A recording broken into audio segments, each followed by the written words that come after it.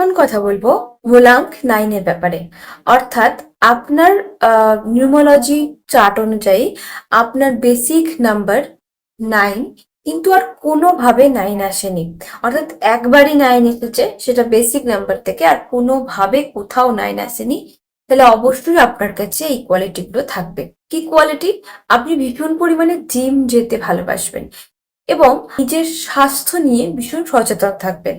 আপনি জিম লাভার হবেন, ভীষণ বোল্ড ডিসিশন আপনি নিয়ে নেবেন। অর্থাৎ অন্য কারোর জন্য সেই ডিসিশনটা হয়তো নেওয়াটা ভীষণই কষ্টকর, কিন্তু আপনি খুব ইজিলি সেরকম ডিসিশন নিয়ে নেবেন। 9 যদি আপনার থাকে তাহলে অবশ্যই আপনার মধ্যে বাজে কোয়ালিটিও কিন্তু থাকবে। সেটা হচ্ছে আপনি একটু অ্যাগ্রেসিভ হয়ে যাবেন এবং কেউ আপনাকে কিছু বললেই একটু রেগে যাওয়ার ব্যাপার, বা দুধ ভালো লাগছে না এরকম ভাবে একটু রেগে যাওয়ার ব্যাপারটা কিন্তু আপনার মধ্যে থাকবে।